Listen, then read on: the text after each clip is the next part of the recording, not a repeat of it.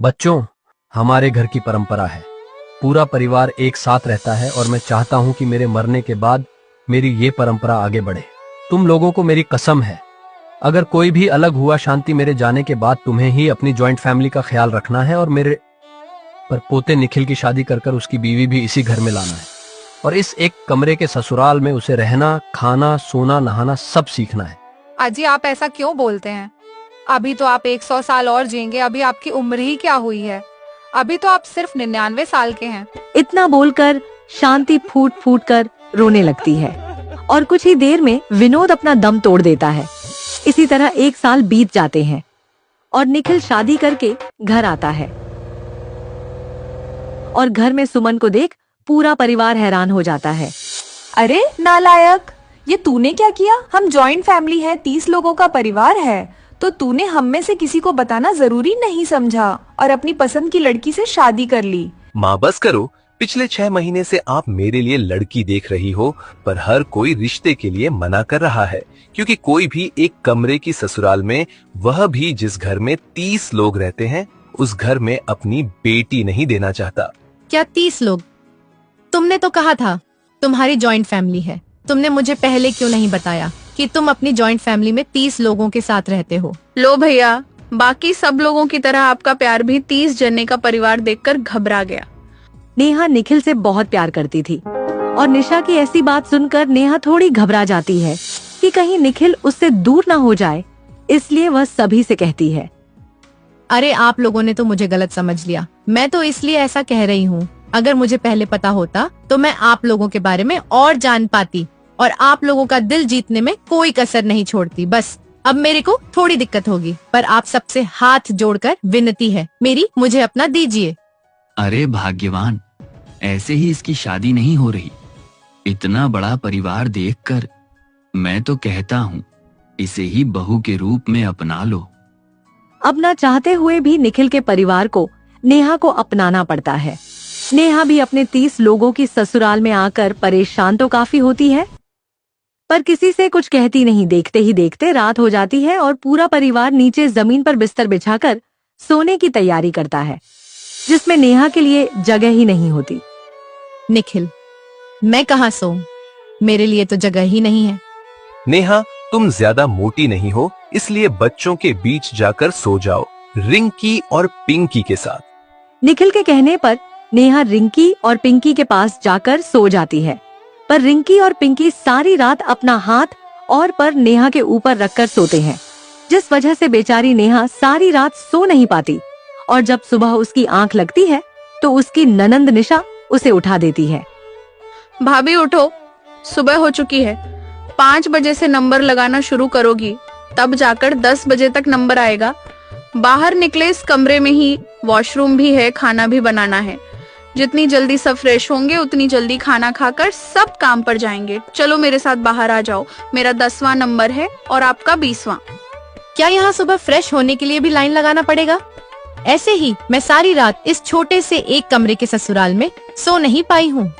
भाभी, शिकायत करना बंद करो, वरना ऐसा ना हो कि आपका नंबर सबसे लास्ट में आए, क्योंकि आज आपकी पहली रसोई भी है। निशा के कहने पर वो उठ जाती है। अब पूरा परिवार दरवाजे के बाहर खड़ा होकर अपने नंबर आने का इंतजार करता है और जैसे ही नेहा का नंबर आता है, उससे पहले शांति वहाँ अपनी लाठी लेकर आती है।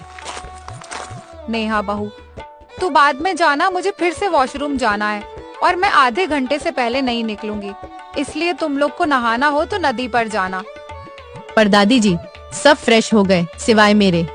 हाँ तो वह किसने कहा था घोड़े बेच के सोने के लिए? अब परे हट। क्योंकि शांति की उम्र काफी ज्यादा थी, इसलिए बेचारी नेहा कुछ नहीं बोलती और उसकी जगह शांति चली जाती है। कुछ देर बाद जब शांति बाहर आती है, तब जाकर नेहा अंदर जाती है, जिस वजह से सुबह के 10 बज जाते हैं और सभी लोग खाने का इंतजार करते हैं। साथ ही साथ नेहा को उसकी पहली रसोई में गिफ्ट के रूप में 4 बातें सुनने को मिलती है। यह लड़की लेकर आया है हमारे लिए, अगर हम इस लड़की के भरोसे रहे तो भूखे मर जाएं। सही कहा भाभी, आज इसकी पहली रसोई थी और आज ही ये इतनी लेट हो गई। माँ, आज नेहा का घर में पहला दिन है, उसे हमारे घर के तौर तरीके नहीं पता, इसलिए उसे देरी हो गई और मिट्टी के चूल्हे पर वह पहली बार खाना बना रही है। थोड़ा सब्र रखो। भैया सब्र रखते रखते 12 बज गए। मुझे सुबह 11 बजे तक ऑफिस पहुंचना होता है। अब तो मैं सीधा लंच टाइम में ही पहुंचूंगी। खाना बन गया है, बस मैं आप सबको परोस देती हूँ। बेचारी परेशान नेहा सिर्फ निखिल के लिए एक कमरे में रहना, खाना, सोना, नहाना जैसी सारी दिक्कतें झेल रही होती हैं। इसी तरह समय गुजरता है और बेचारी नेहा अब अकेली पड़ जाती है और अकेली घर का सारा काम करती है। अरे बहू, रात के 11 बज गए, मेरी आंखें बंद हो रही हैं। जल्दी से खाना दे ताकि मैं जगह पकड़ूं। मान जी, आप तो जानती है ना, हमारा बेटा बहू के नाम पर कामचोर लेकर आया है। प्रीति भाभी के भरोसे रहे तो बिस्तर भी नहीं लगेगा। चल आज हम दोनों बहन ही बिस्तर लगा लेते हैं ताकि सो सके। निशा और प्रीति सोने के लिए बिस्तर बिछाती है, जिसके बाद पूरा परिवार एक साथ बैठकर खाना खाता है और वह लोग सारा खान चैट कर जाते हैं। जब निशा खान के लिए बैठती है तो वह देखती है कि उसके लिए खाना ही नहीं बचा। निखिल सब खाना खाकर सोने चले गए, पर मैंने सुबह से कुछ नहीं खाया। नेहा, तुम अपने मायके में सिर्फ अपने माता पिता के साथ अकेली रहती थी कहाँ? तुम्हारा मायका 3 लोगों का परिवार और ससुराल 30 लोगों का। ये सब तुम मेरी वजह से झेल रही हो ना।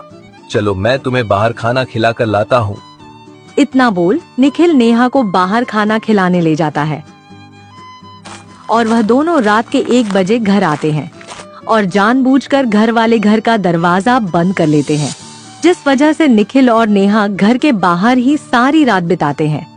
और सुबह उठते ही, क्योंकि नेहा घर के बाहर थी, इसीलिए आज वह सबसे पहले घर वालों के घर से निकलते ही फ्रेश होने के लिए जाती है। और क्योंकि आज सबसे पहले नेहा फ्रेश हो गई थी, इसलिए वह खाना भी बनाकर रख देती है। पर इतना सब कुछ करने के बाद भी बेचारी नेहा को अपने ससुराल वालों के ताने ही सुनने को मिलते हैं। बहू, इतने दिन हो गए पर तुम्हें खाना बनाना नहीं आया। आज तुमने सब काम जल्दी तो कर लिया, पर खाने में स्वाद नहीं। अरे क्या काम जल्दी कर लिया? अब तक बिस्तर तो उठाया ही नहीं, बाजार गई नहीं, लंच अपनी नंद का पैक किया नहीं, बच्चों को स्कूल के लिए तैयार किया नहीं। माँ जी, इससे तो अच्छी में मैंने अपने मायके में भी 10 लोगों का घर संभाल और ससुराल में भी आकर बड़े ही प्यार से यहाँ एडजस्ट हो गई। पहले ही दिन से आप लोगों को कोई शिकायत का मौका नहीं दिया। बस बहुत हो गया भाभी, मैं अब और अपनी बीवी के खिलाफ कुछ नहीं सुनूंगा। नेहा इतनी भीड़ में कभी नहीं रही। नेहा का खुद का एक बड़ा सा कमरा था, उसके घर में सिर्फ 3 लोग और नौकर चाकर थे, पर यहाँ आकर बेचारी खुद नौकर बन गई है।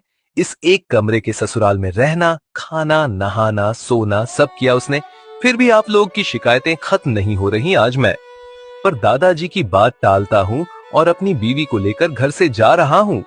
हम अब से अकेले रहेंगे, आप खुद संभालो अपना 30 लोगों का परिवार। इतना बोल निखिल नेहा को वहाँ से लेकर चला जाता है, क्योंकि अब घर की सारी जिम्मेदारी आरती पर आ जाती है, तो वह भी अपने दिल की बात बोल देती है। माँ जी माफ करना, पर मैं अपने पति की वजह से इस घर में अब तक जॉइंट फैमिली में रह रही थी। आप लोग खुद सोचिए, आज हम 30 लोग हैं, कल को जनसंख्या और बढ़ेगी, फिर हम इस छोटे से एक कमरे के ससुराल में कैसे रहना, खाना सोना करेंगे। अब हम सबको अलग हो जाना चाहिए। निखिल देवर ने बिल्कुल सही फैसला लिया, इसलिए मैं भी अपने पति के साथ अलग हो रही हूँ। सही कह रही है बहू, तू तेरे ससुर जी तो चले गए पर अपनी कसम में हमें बांध गए, पर आज मैं तुम लोगों को उनकी कसम से आजाद करती हूँ। तुम सब अपनी फैमिली के साथ अलग अलग रह सकते हो। शांति घर की मुखिया थी, इसीलिए शांति की बात सुन पूरा परिवार खुश होता है और सब अपनी अपनी फैमिली के साथ अलग हो जाते हैं और अपनी अच्छी खासी जिंदगी जीते हैं। और कभी कभी उसी एक कमरे के ससुराल में आकर सब एक साथ रात गुजारते और पुराने दिनों को याद करते हैं। तो दोस्तों, कहानी कैसी लगी कमेंट बॉक्स में जरूर बताइए, चैनल को जरूर सब्सक्राइब कीजिए।